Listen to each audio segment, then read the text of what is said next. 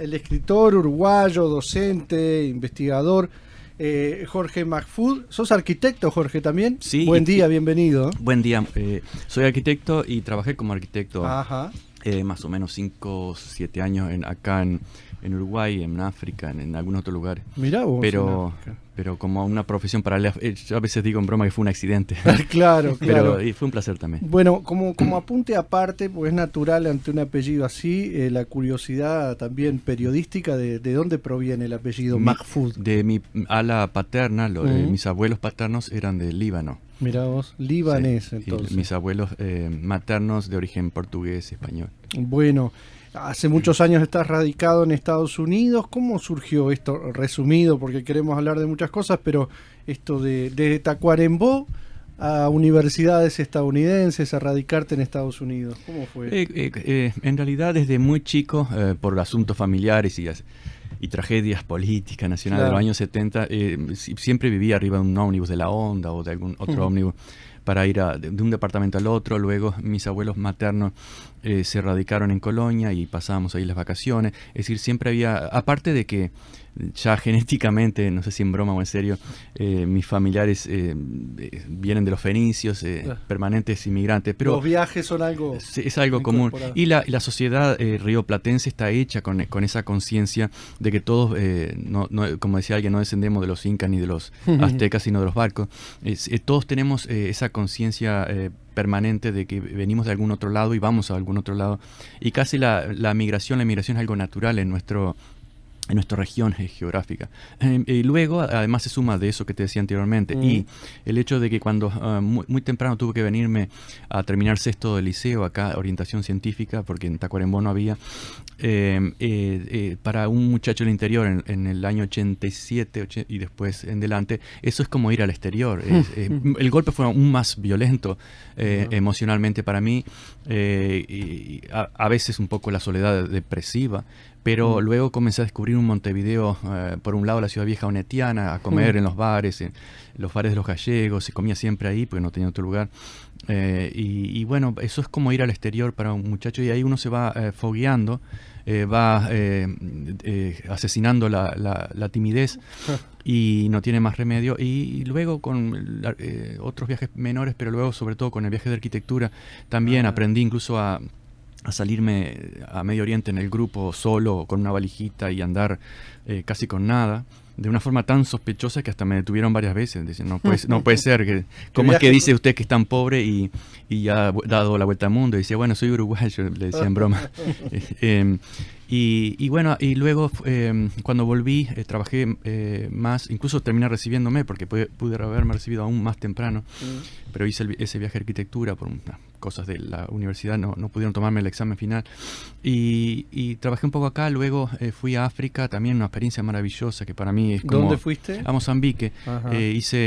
Colaboré en la construcción de barcos muy grandes, grandes para el medio, y también conviví mucho con tribus, entre tribus y naciones, con mucha historia, en lugares muy aislados que sería algo así como el siglo XVIII, XIX, con una gente maravillosa realmente, y me acostumbré a vagar por el mundo.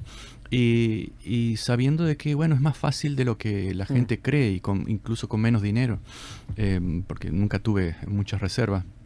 Luego Costa Rica, cuando me casé, volví acá, me casé con mi esposa, ex compañera de arquitectura, que prácticamente nos acercamos con esas cartas de que nos enviamos a Mozambique, demoraba un mes en ir y volver, escritas a mano. Y continué en Costa Rica como profesor de arquitectura ya, luego en España haciendo cálculo de estructura y obra, etc.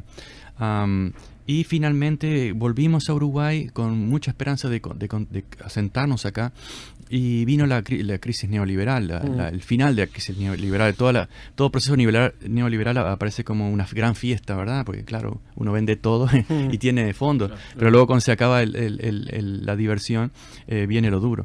Y a nosotros, eso podemos verlo en muchos países, incluso hasta en Estados Unidos, pero con todas las diferencias, obviamente, de tener la capacidad de imprimir el dólar y tener otras ventajas. Entonces, realmente, mi esposa decía, nuestra ladera es blanca por fuera y por dentro. Y como no queríamos endeudarnos, hasta pasábamos muchas necesidades. Y un profesor de Estados Unidos que había leído mis libros había insistido, bueno, ¿por qué no vienen acá? Comienzan a hacer una experiencia, una forma es que hagan un posgrado, tienen que dar unos exámenes en Buenos Aires, etcétera.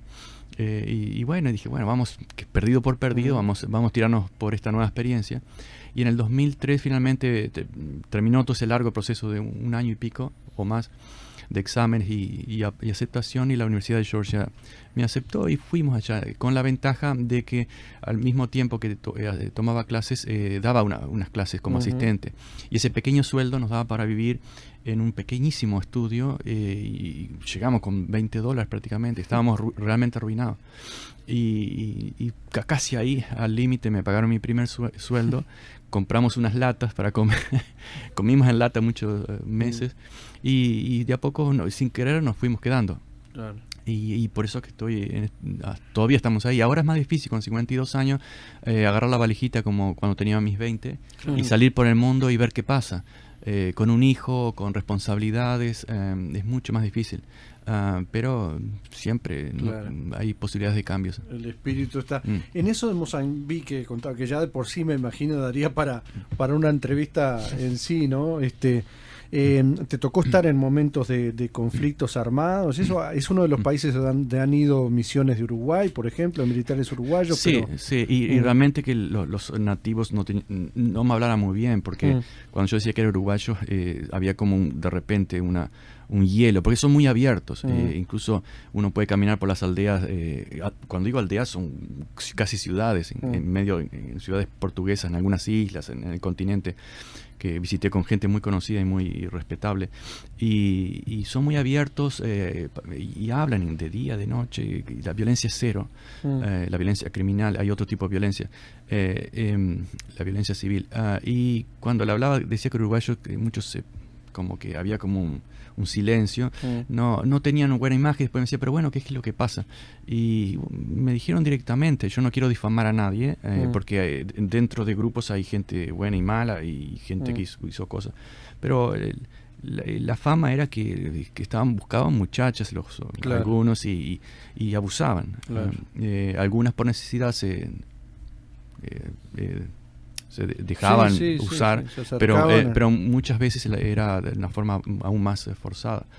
Pero bueno, eso fue. Yo estuve en el 97, y en ese momento la guerra ya prácticamente había pasado. Sí que había resquemores. Claro. Por ejemplo, yo conocí al hijo de Samora Machel, el héroe de la independencia mozambicana, y hablamos un poquito en el programa anterior, que fue muy probablemente asesinado por el régimen del apartheid en un accidente aéreo, como muchos acá en América Latina, justo en esa misma época, porque era un patrón. Claro. Y en Tuanet estaba haciendo algunos ejercicios militares ahí, se había educado en Europa, pero estaba trabajando ahí. Compartimos algunas cenas, y yo conocí un poco más la interioridad mozambicana, en ese caso no de mis obreros, en el cual hablaba muchísimo, sino más de alguien que tenía una doble educación, una mozambicana y otra europea. Claro. Muy, muy interesante. Y bueno, su madre, Graça Machel, se casó con Mandela cuando yo me venía hace poco, y recuerdo que hace muy poquito incluso su hermanastra estuvo en mi universidad, y en Jacksonville University. Bueno, yo no sé por qué casi no pude acceder a hablar con ella.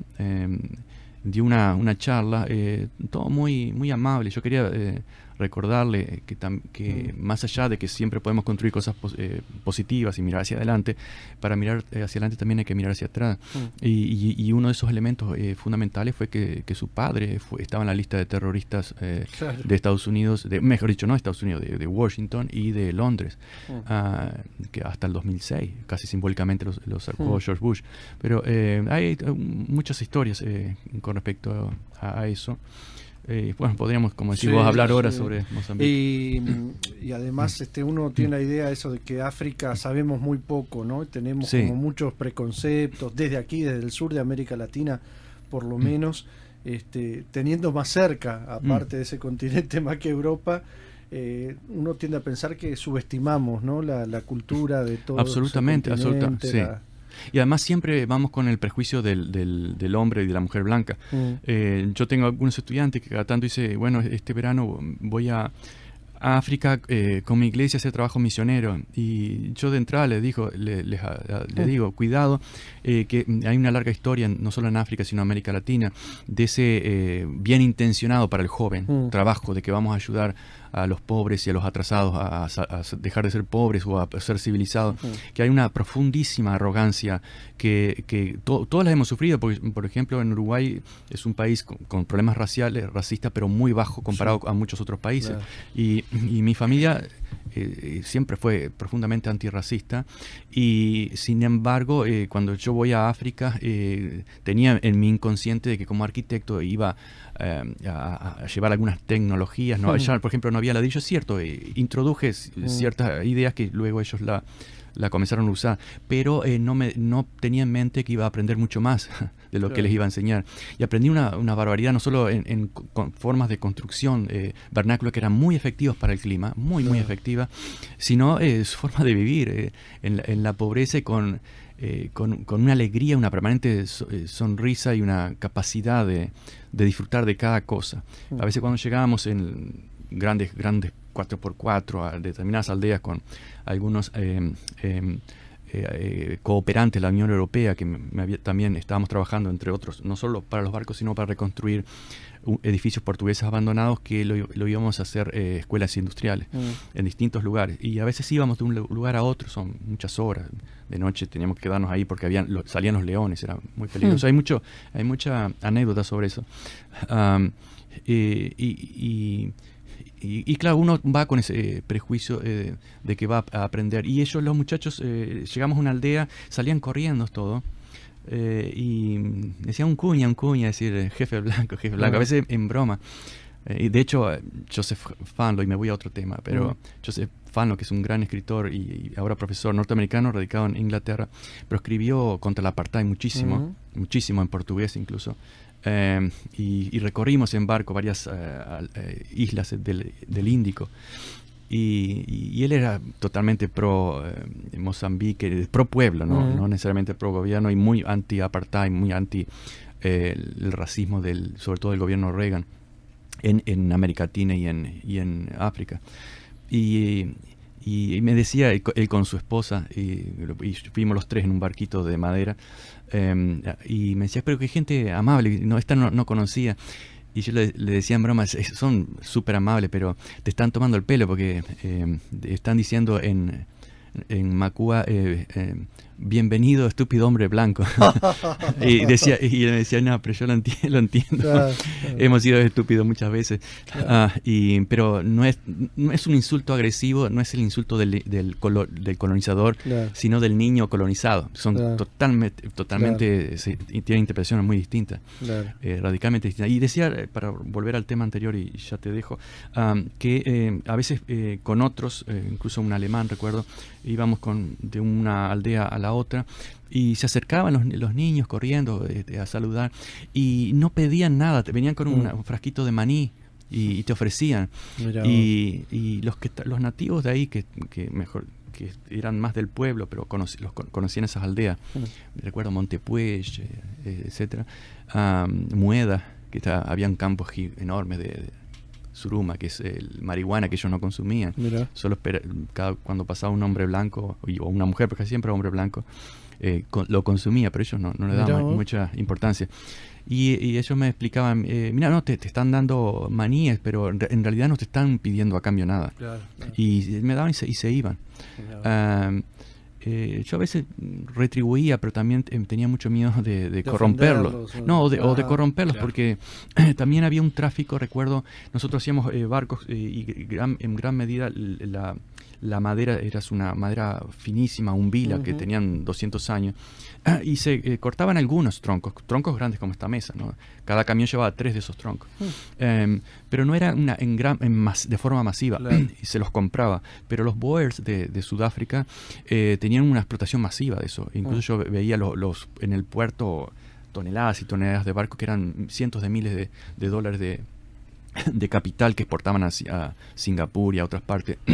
Y yo coincidí con algunos de esos en esos aldeas y escuchaba, hablaba con los nativos ahí los relatos eran muy consistentes en distintas aldeas.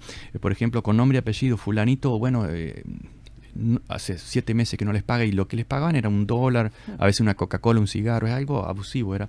Y muchas veces, como ellos tenían que subir los troncos girando con una cuerda, o empujaban algunos de abajo y del otro lado tiraban con una cuerda, muchas veces se caían los troncos y mataban a los nativos. Bueno, ¿qué hacían? Los agarraban, los tiraban para el costado del camino y continuaban cargando porque no se podía detener.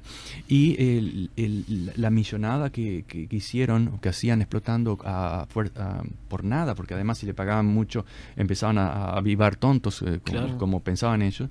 Y era mejor mantenerlos en estado de necesidad. Claro. Por eso yo decía, pero si yo acabo de comprar ayer una coca de lata y cuesta más que lo que le están pagando a esta persona por día.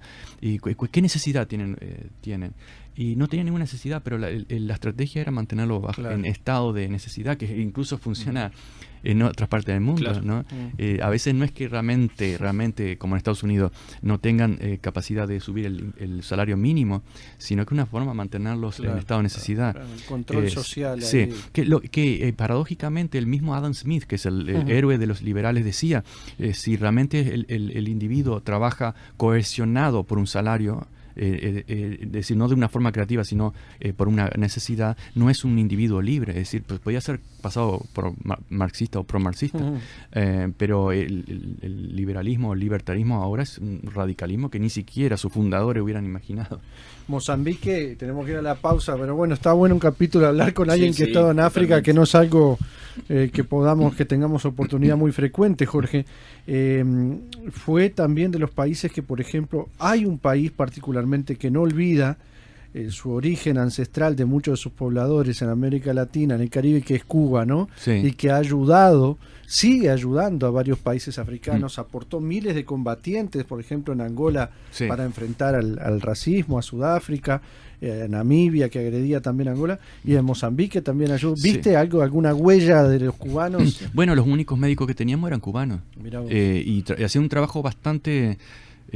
no voluntario porque recibían algún salario, pero las condiciones eran solamente cubanos podían ir ahí, ni siquiera médicos mozambicanos de la capital de Maputo iban ahí, y eran gente muy, muy amable, y no todos necesariamente eran recuerdo uno, procastristas o algo así, recuerdo uno muy amable también, habían dos personas muy distintas, pero amigos. Y me recuerdo que me decía, Fidel Castro es un dictador más, no un tirano. Y lo criticaba, pero al mismo tiempo tenía esa idea de servicio. Claro.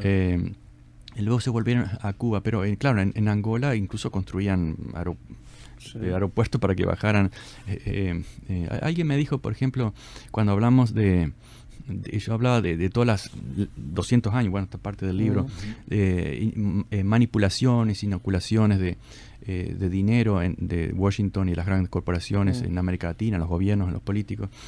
Alguien me dijo, bueno, pero Cuba también la Unión Soviética también lo hizo a través de Cuba, en África, etcétera. Y bueno, pero el problema es que en África eran colonias. Claro. Y además el volumen de intervencionismo de ese tipo era un 1% comparado a toda la larga tradición y a la extensión intervencionista de Washington, y sobre todo de las grandes corporaciones, claro. Que lo hicieron todo por beneficios egoístas, en nombre de la democracia. Era una perfecta dictadura, no solo la militar, que eran el brazo básico importante de las dictaduras, y por algo Washington puso tanto dinero en los ejércitos durante la Guerra Fría, porque lo dijo Kennedy y en el 58 y Nixon en el 71 dijo claramente, debemos seguir poniendo dinero en los ejércitos porque tenemos control sobre ellos. Claro. Y hay un transcript claramente, y Nixon dice, sobre los intelectuales no podemos hacer nada, no tenemos control, pero sí quisieron, porque la CIA manipuló mucho, inoculó y plantó artículos en la prensa en toda América Latina, incluso en Uruguay. Uno leía el editorial sin firma, claro. Y eso era un hecho. La gente, y además decían, tenemos que hacerlo en la prensa escrita porque luego todos los demás medios lo repiten. Lo tenían muy claro. Inocularon ideas, inocularon frases, etcétera. Y es una larga tradición. Ahora, uno de ellos, hubo muchos que trabajaron acá en los años 50 y reconocieron el problema, habían trabajado en otras partes de América Latina. Y dicen, Uruguay es un caso difícil porque la población es demasiado educada. Entonces, para crear un sindicato falso, que era una de las estrategias, era muy difícil, era muy desconfiado. Claro. Por ejemplo, hay varias referencias a la FEU. Tuvieron que salir de la universidad porque no pudieron y dijeron, bueno, la estrategia es trabajar con los secundarios, porque en algún momento van a ir a la universidad. Claro. Y así sucesivamente. Fue una excepción. Bueno, ahora la gente dice que la educación... Sí, claro. Y mucha gente lo supo, poca gente lo supo y la mayoría no, obviamente. Ni siquiera los que recibían los capitales directos, tanto escritores que eran menos. Hay toda una historia con Neruda, incluso trataron de difamarlo para que no lograra el premio Nobel, y cuando ganó cambiaron de estrategia y apoyaron la revista de Monegal en París, e incluso hicieron que Neruda y García Márquez publicaran ahí como una forma de acercarse un poco más a la izquierda para poder negociar y seguir metiendo gente que realmente era más partidaria o más de su línea ideológica. Claro, claro. Pero sí, Nixon dijo, con los intelectuales no podemos hacer mucho, pero sí que lo intentaron y sí que hicieron en gran medida, claro. Por lo menos en el ámbito cultural y sobre todo de los medios de comunicación. Empezamos por Tacuarembó, Estados Unidos, África, terminamos con los intelectuales.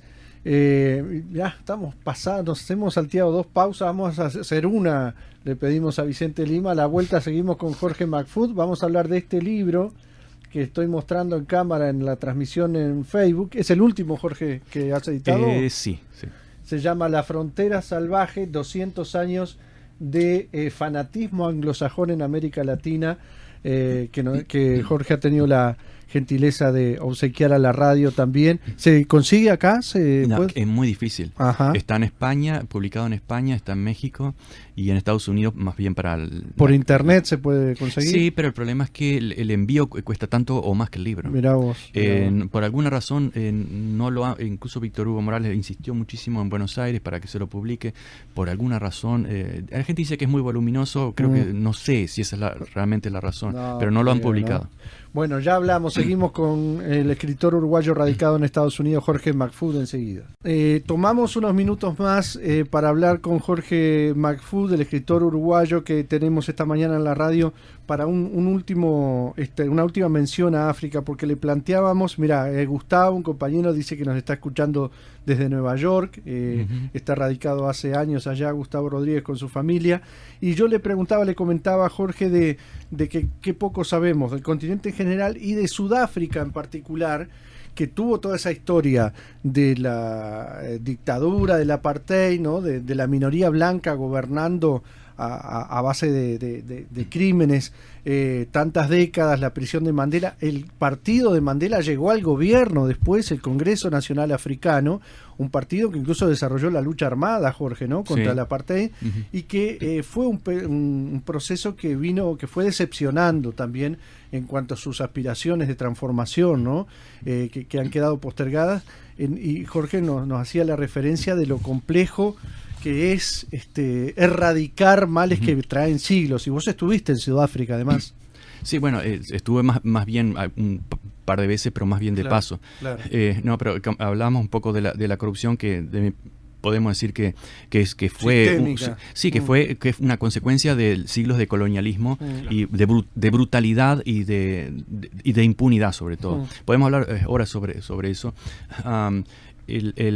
Claro que Mandela tomó armas, como Mahatma Gandhi tomó armas al principio, claro.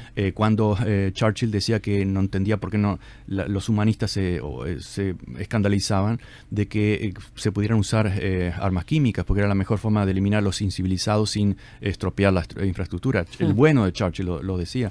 Y sí que Mahatma Gandhi tomó armas, lo que pasa es que se dio cuenta que era mucho más efectivo una lucha no armada, y sí que fue mucho más más efectiva en su caso.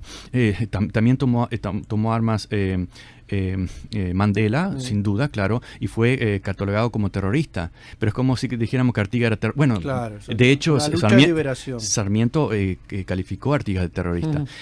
A mí me han dicho muchas veces, sobre todo en Florida, que Che Guevara fue un terrible asesino. Y yo le digo, el Che Guevara fue una consecuencia indirecta de los crímenes masivos de la CIA.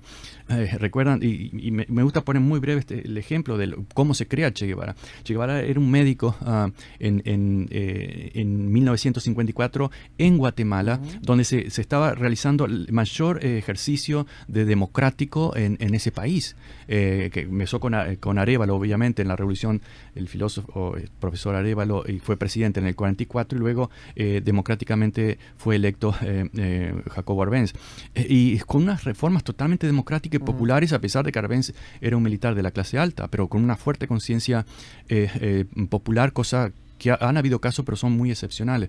Y cuando la CIA inocula la prensa y crea esa revolución totalmente falsa, que los mismos agentes de la CIA lo reconocieron y criticaron y denunciaron en los 80 como un crimen mayor, pero que importa, ¿no? Nadie va a pedir compensación por eso. Además, ya en Guatemala estaban haciendo experimentos con sífilis los médicos en los años 40. Y bueno, pero en caso concreto, el Che Guevara tiene que huir hacia México por el bombardeo, y él era un tipo muy preparado y sabía que había sido un golpe militar totalmente diseñado por los intereses de la United Fruit Company, que había perdido los privilegios del dictador Ubico que le había dado en los años 30 en delante. Y se va a México, y no por casualidad en Ciudad de México se encuentra con dos exiliados, los hermanos Castro, obviamente. Triunfan en la revolución del 59, 1 de enero del 59, y Che Guevara dice claramente: Cuba no va a ser otra Guatemala. Hay varias memorias y documentos de los agentes de la CIA en esa época que dijeron: vamos a hacer de Cuba otra Guatemala. Y habían dicho antes: vamos a hacer de Guatemala otra Irán, porque habían aplicado la misma receta contra Mohamed Mossadegh en 1953. Para dejar instalado al Shah. Exacto. Entonces, claro, cuando ocurre la invasión de Valle Cochino, la CIA contaba de que la radio fake falsa, que en este caso era AM, no era la onda corta en Guatemala, iba a poner a toda la población en favor del invasor por miedo o por convencimiento, y ocurrió totalmente lo contrario. Kennedy se enojó muchísimo con la gente de la CIA y amenazó con disolverlo. ¿Y por qué? Porque le habían asegurado de que la gente se iba a sumar a los invasores. Ocurrió lo contrario. Es una prueba clara de que Che Guevara estaba en lo cierto. Entonces, en el caso de Guatemala se produjo una serie de dictaduras que todos conocen, que dejó aproximadamente 200.000 personas masacradas en 40 años. Nadie va a decir que eso fue un crimen de lesa humanidad, un genocidio mayor. No, el Che Guevara es el asesino, el cruel, etcétera. Claro. Y eso continúa ocurriendo en muchas partes del mundo. Entonces, ¿lo de Sudáfrica querías decir algo más de lo que empezamos hablando ahora? Bueno, cuando yo pasé por ahí, recuerdo en la televisión, habían comités se discutió muy abiertamente el tema de quiénes habían sido colaborados, quiénes habían violado derechos humanos, quiénes habían participado en la apartheid. Y a mí me sorprendió porque pensé, bueno, en Sudáfrica está ocurriendo esto, en Uruguay nunca ocurrió nada parecido. En la televisión, acusados y defensores eran, por lo menos lo que yo vi en ese momento, juicio totalmente abierto. Y me pareció muy interesante. Ahora, claro, luego está el tema de la corrupción, que como lo dijimos en Brasil, todo muy bien. Brasil en la época de Lula estaba progresando mucho, se hicieron grandes reformas, 30 millones de pobres salieron de pobreza, la ayuda a los pobres no fue un gasto, sino fue una profunda inversión que luego tuvo resultados, y si hubiera sido un gasto fantástico, porque había gente realmente pasando hambre en un país bastante rico. Pero también advertí, cuidado que la corrupción es una herencia colonial y de las repúblicas bananeras, que tarde o temprano, primero, van a jugar en contra de cualquier proyecto, y segundo, van a ser la gran excusa para eliminar cualquier proyecto no alineado, que fue lo que ocurrió. Y además lo hicieron con un parlamento acusado de corrupción que le hace un impeachment a la presidenta Dilma Rousseff que era la menos corrupta de todo, por motivos que no lo merecían, pero además solamente el Parlamento que votó, la mitad tenían causas judiciales. Y encima, muchos lo sabían, por lo menos algunos no querían darse cuenta, pero Moro claramente estaba haciendo un juego totalmente político, el juez Moro, y luego es nombrado ministro. Es el sumum de la corrupción, pero corrupción blanca, es decir, de esa corrupción que no se esconde. Afortunadamente todo eso se destapó mucho antes de hace como 3 años, y fue en gran parte por el valor de unos periodistas, como saben, estadounidenses. Sí. Y bueno, tuvimos la suerte, lo de Bolivia, que también lo denunciamos, que también había toda otra narrativa y falló. Cuidado, cuando falla la invasión de Bahía Cochino, David Lee Philip, que era uno de los más importantes espías de la CIA, que incluso se encuentra con Guevara en un bar porque él llega. Philip estaba ahí y la camarera lo deja de atenderlo y sale corriendo a atender a Guevara. Y él decía, es un hombre impresionante, no es muy alto, pero solamente su presencia impresiona. Y él expresa cierta admiración por él. Pero mi trabajo acá es destruir esto. Y cuando fracasan, él se emborracha y escribe mucho y reporta y dice, el gran problema es que Guevara y Castro aprendieron de la historia y nosotros no aprendimos nada. Y bueno, probablemente esté ocurriendo algo parecido. Se aplicaron estrategias similares, que es muy difícil, no tenemos documentos todavía. Tenemos de hace décadas atrás, está todo muy claro, pero en este momento hay mucha documentación que no está declasificada y otra está destruida. Pero es probable que el golpe de Bolivia haya durado poco y otros golpes como el de Brasil, golpe judicial, golpe parlamentario, se hayan descubierto más rápidamente, porque ellos no han aprendido, los que hacen las conspiraciones, que luego acusan a nosotros de maestros de la teoría de la conspiración, como recuerdo haber defendido una vez a Eduardo Galeano, que era acusado del maestro de las conspiraciones. Yo decía, pero justamente que escribe, no recuerdan que para una revista estadounidense que fueron ustedes los reales conspiradores. Pero creo que es probable que también mucha gente haya aprendido la historia.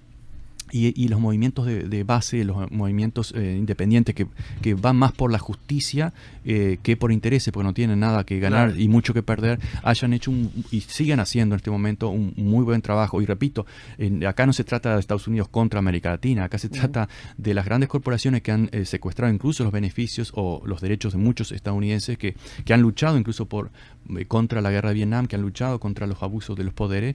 Entonces el lenguaje simplifica mucho y es muy funcional a los grandes poderes. Nosotros hablemos de Estados Unidos, hablemos como de Brasil. ¿Recuerdan el lema de la dictadura brasilera? Brasil, ame-o ou deixe-o. Es decir, ámelo o déjelo. Y que se tradujo en inglés USA, love it or leave it. Es decir, ¿qué significa eso? Que todo aquel que piense diferente no tiene derecho a ser estadounidense o brasileño. ¿Que son ustedes los dueños del país? ¿De dónde sacaron eso? Pero bueno, el lenguaje es la principal arma militar. Ahora vamos a hablar de eso, porque vos has estado escribiendo de esto o vinculado a esto respecto a lo que está pasando en Ucrania, ¿no? Pero para ir a lo de Estados Unidos, ¿qué haces en Estados Unidos? ¿Das clases? ¿De qué? Y queremos, como vas silvanando, y para aprovechar el tiempo, aprovechar tu presencia también, para que nos des tu visión de esto que el estadounidense ya está acostumbrado, pero para nosotros sigue siendo una conmoción, esto de los tiroteos y las masacres en centros de enseñanza, ¿no? En secundaria, universidad. ¿Cómo vive eso el estadounidense? Que me imagino que habrá distintas realidades, es un país muy grande, pero empezando por lo que haces vos allá y qué realidad te encontrás en las universidades respecto a ese país.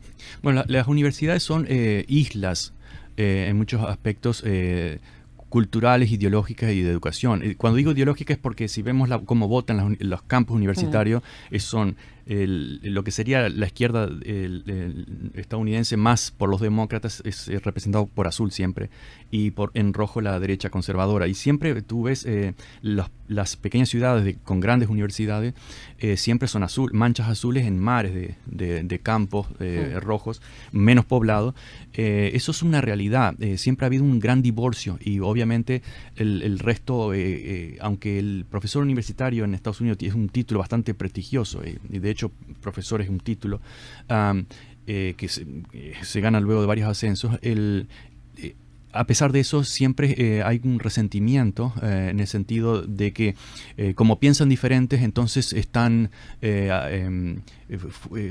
haciendo un servicio interesado por alguna ideología, pero nadie dice, por ejemplo, que el dinero realmente pago para inocular prensa, para crear opinión, es un negocio de la derecha. En Estados Unidos, en América Latina. Entonces, naturalmente, desde la ilustración, si uno ve un grupo de humanistas, intelectuales o aquellos que realmente su fuerza no está en el dinero, y quiere ver cuál es la ideología dominante en ese país, en esa sociedad, hay que ver ese grupo y luego mirar para el otro lado. Porque generalmente desde la ilustración han estado en la oposición. Cultural, ideológica, eso es natural. Por ejemplo, en América Latina, ¿por qué la mayoría de los grandes escritores o intelectuales han sido de izquierda? La gran mayoría. Los de derecha incluso han sido apoyados fuertemente con masas de millones de dólares. Por ejemplo, hay una operación Mockingbird o Sinsonte de la CIA que ponía millones de dólares para promover escritores de derecha o a veces de centro, como para neutralizar esa gran masa de críticos de izquierda. ¿Por qué los intelectuales son de izquierda? Muy simple, señores, porque el poder ha estado en la derecha, el gobierno ha estado en la derecha, los ejércitos han sido brazos armados de la derecha, y con algunas excepciones, pero eso ha sido una tradición. Entonces es una realidad natural. Lo mismo en Estados Unidos, para hacerlo breve. Y bueno, en mi caso, para terminar tu pregunta, doy estudios internacionales o International Studies basados fundamentalmente en la realidad latinoamericana. Y yo, como diseño mis programas de estudio, siempre entiendo de que Estados Unidos, América Latina también es parte de Estados Unidos. Hay 55 millones de hispanos hablantes, de gente de cultura hispánica, inmigrantes o descendientes de inmigrantes, o que por siglos estuvieron antes que los anglosajones, en la mitad oeste de Estados Unidos, por ejemplo. Y eso también es América Latina, otra América Latina. Claro. Pero además es imposible hablar de América Latina si no hablamos de las sucesivas expansiones, primero territoriales y luego corporativas de Estados Unidos. Absolutamente imposible. Entonces yo abarco todo el continente para entender un mínimo de lo que es América Latina. Esto que te preguntaba de estas tragedias, estos dramas de las matanzas, sí. ¿qué dimensión de gravedad tienen en cuanto a qué están diciendo de la sociedad estadounidense? ¿Cuánto está el peso político detrás de esto de la libertad de las armas? ¿Y cuánto choquea al estadounidense de a pie? Sí, podemos hablar muchísimo, pero empecemos por la estadística. Así como podemos decir que 100.000 personas mueren en Estados Unidos por sobredosis, que es una brutalidad más que en una guerra. También aproximadamente entre 30 y 35 mil personas en Estados Unidos por año mueren por armas de fuego. Ahora, ¿qué pasa? Hay toda una religión sobre la segunda enmienda. Si uno lee la segunda enmienda, no es totalmente una contradicción, como toda religión, ¿verdad? Uno lee los evangelios, no tiene nada que ver con los fanáticos evangelistas, no, nada que ver. De hecho, lo opuesto, esa obsesión por el dinero. Y Jesús justamente, o por lo menos el que nos llega en los evangelios, criticando fuertemente a los ricos, a los millonarios, etcétera. La metáfora del camello, etcétera. Yo a veces lo contesto en este aspecto, pero la segunda enmienda habla de milicias organizadas, el derecho de las milicias organizadas a portar armas. Pero vamos a ver qué eran las milicias organizadas. Primero, que eran milicias organizadas, no eran individuos. Primer punto. Segundo punto, de que estaban hablando de una flintlock, que es un arma que para tirar un tiro y tenías que estar a 10 metros para que te matara, ¿no? Y además después tenías que recargarla. No es una AK 15, por ejemplo. Una R15 que si la otra es teóricamente 47 está prohibida porque es de guerra, pero la otra es más o menos lo mismo. Es decir, en lugar de matar 150 te matas 120 porque es semiautomática, esa es legal. Porque hay un fuerte lobby de la asociación de rifles, ¿verdad? Eso es un primer punto. Pero si nos vamos atrás de la historia, vamos a ver primero que las milicias, sobre todo después que Estados Unidos se consolida y a mediados a principios del siglo XX, del siglo XIX, eran realmente en el sur de Estados Unidos aquellos grupos que mantenían a los negros en línea. Esas eran las milicias. Era la policía, la actual policía. En esa época no había policía, había esas milicias armadas. Los negros, y menos los esclavos, ni siquiera los negros libertos, que eran muy pocos, no tenían derecho a portar armas. Era el derecho del hombre blanco. Es decir, que ya por ahí vemos que hay una fuerte herencia racista, así como el sistema electoral es una herencia del sistema esclavista. hoy en día, pero esa obsesión por las armas ya venía, y cuando el sur racista, que toma Texas para reinstalar la esclavitud, y luego quiere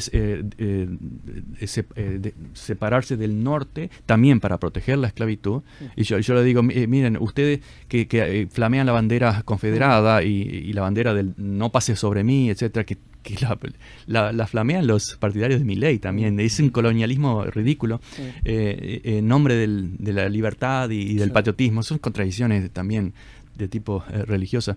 Y yo les digo muchas veces, miren, si hubo en la historia de Estados Unidos un solo grupo que estuvo muy cerca de destruir lo que ustedes conocen hoy como Estados Unidos, fueron ustedes.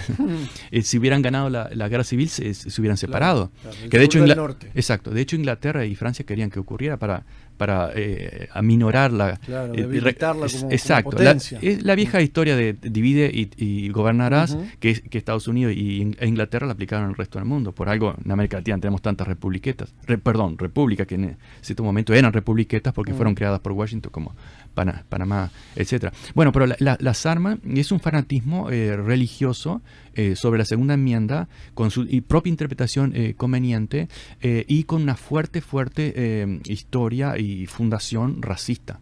Y es una pandemia. Muchos, obviamente, están en contra de eso. Y cuando decimos muchos, son millones de estadounidenses que realmente consideran eso una brutalidad, una enfermedad psicológica. Habría que tratarlo como una enfermedad psicológica. Pero bueno, ese fanatismo es constituyente en otros millones que además tienen el poder político, aunque son minoría. Recuerdan que Trump perdió las elecciones por 3 millones de votos, pero el sistema esclavista hizo que los estados del sur conservadores tuvieran más delegados en proporción. Es decir, en toda democracia vos decís, bueno, un voto, una persona, un voto. Eso es uno de los elementos democráticos. Hay muchos, pero ese es uno. No, en Estados Unidos no es así. Depende de dónde tú vivas. Y además, otro elemento que les dije en algunas conferencias, los grandes estados, después de la guerra civil, los negros liberados se convierten en ciudadanos, se crea el Ku Klux Klan con también más fanatismo sobre las armas para controlar esos degenerados que iban a violar a nuestras muchachitas, porque lo decían directamente, iban a destruir el país, como ahora dicen los trabajadores, van a destruir el progreso si se acaba nuestro poder de grandes empresarios. Exactamente la misma tradición.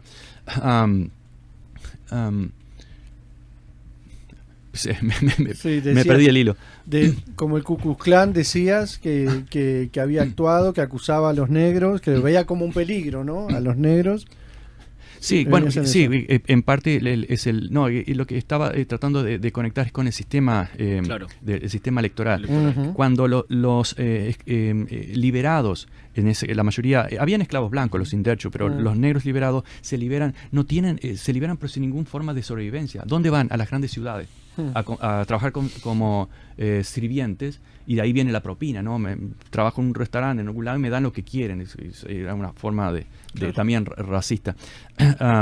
Y esos grandes estados hoy en día tienen 40 millones de habitantes, 20 millones de habitantes. La mayor parte de esas minorías, entre comillas, están concentradas en esas grandes ciudades, Nueva York, Los Ángeles, etcétera.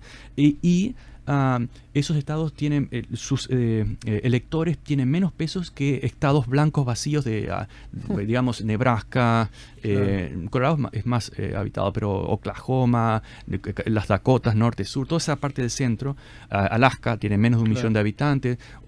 1 millón de habitantes, 2 senadores, 40 millones de habitantes de California, 2 senadores, sus delegados pagan menos, ellos subsidian al sur de Estados Unidos en cuanto a impuestos y tienen mucho menos derechos. Es decir, que hay toda una larga tradición que procede de esa historia, de la historia esclavista, y políticamente son poderosísimos porque los senadores, estamos hablando, son 100 senadores, 2 por estado, y si vemos la población, la mayor parte de los estados blancos radicalmente conservadores tienen la mayoría de los senados. Entonces, si vos querés cambiar la segunda enmienda, ahora, por ejemplo, hubo una reforma muy tímida en la Casa de Representantes, el diputado, que vendría a ser más popular. tienen como 400 y pico de representantes, más popular, más directo. Sí. Pero el Senado, que además están 6 años cada uno, está dominado por los conservadores. Claro. Y no significa eso que la mayoría de la población estadounidense esté representada en el Senado. Pero si vos querés pasar una ley importante como sobre la segunda enmienda o otra enmienda o lo que sea, una ley importante, tenés que tener la aprobación del Senado. E incluso son los que eligen y confirman los miembros de la Suprema Corte. Tenemos algunos mensajes, Marcelo, vos los tenés por ahí también, que nos han estado pasando la producción, y yo te leo algunos saludos rápidamente. Nos quedan 2 minutos, Jorge, pero de la audiencia. Lilian Pires dice: muy interesante la mirada de este entrevistado. Estos están en el chat de nuestro Facebook. Dice: lo que se aprende saliendo del paisito, se te amplía la cabeza, dice Lilian.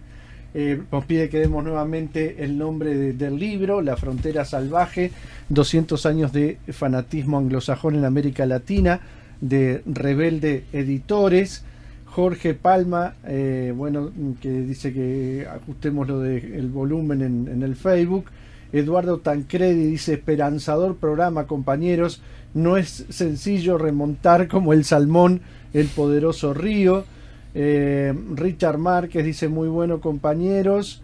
Lo de Mad Food, que nos está escribiendo. Richard es coterráneo tuyo, es de Tacuarembó. Nos está escribiendo desde allá. Qué gusto. Nos quedaba alguno de la audiencia, ¿no? Luis Córdoba dice: Mario Vargas Llosa en la década del 60 era marxista-leninista y apoyando la Revolución Cubana. Excelente entrevista, saludos. ¿Cuántos temas quedaron para hablar? Alguien dijo, y me parece que me lo recordaban, que fue Jorge Valle, que le habían hablado de alguien y él dijo: bueno, no puedo confiar en fulano porque nadie puede confiar en un converso. Claro. Y vos has dicho, creo, en alguna columna, que son los peores, ¿no? Son los más belicosos. Es que justamente alguien leyó eso y me recordó la frase de Valle. 2 minutos por lo menos, además pensando que no te tenemos mucho por acá. En tus preocupaciones actuales, en lo que estás escribiendo, has enfocado mucho en el tema del conflicto en Ucrania como el despliegue de un nuevo nivel de la incidencia de la propaganda, digamos, en su peor acepción, que está empleando Estados Unidos y sus aliados. ¿Qué es lo que te preocupa? ¿Qué es lo que ves en ese sentido? Bueno, en materia de preocupación es que no estamos...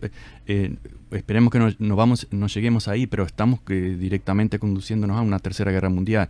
Sí, es evitable, pero se pudo haber evitado fácilmente con una negociación y dejar esa provocación, ese bully a Rusia, que es una superpotencia nuclear, seamos realistas. Entonces fue un jugar con fuego, y lo dijo Chomsky antes, incluso hasta hay declaraciones del ex jefes de la CIA que lo dijeron. Es una guerra segura si la OTAN se expande a Ucrania. Es decir, gente ideológicamente en los polos opuestos coincidían con algo, es una razón de sentido común. Claro. Y bueno, la propaganda occidental, y no quiero decir con esto que en China no haya censura, que sí hay censura, que en Rusia yo colaboré hace 15 años con RT, con cualquier otra cadena de izquierda a derecha, no me interesa, me llaman y yo digo que sí, si tengo tiempo. Después de la guerra no me han llamado más, pero no sé por qué razón. Pero supongamos que pueda haber, sí que hay censura según algunos testimonios, pero la censura occidental siempre, históricamente, ha dictado cátedra. Sabemos que los nazis se basaron en los descubrimientos de Edward Bernays, que se aplicaron en Estados Unidos antes y luego en América Latina para golpes de Estado. Es decir, han dictado cátedra y han sido muy sutiles, de forma de que, y además lo decían ellos, de que la persona que consume la propaganda jamás sepa de dónde procede el diseño de la opinión. Y yo lo veo de forma alevosa. Hay solo una narrativa y muy simplificadora, muy protestante, el rostro. ¿Quién es el malo? Putin, el bad guy, el chico malo. Sí. Es como Superman contra alguien que quiera apoderarse del mundo. Bueno, lo que pasa es que la gente de Superman ya es dueña del mundo y cualquier otro pasa a ser el malo. Pero esa simplificación muy protestante, de la cultura protestante, es lo que se está dando ahora.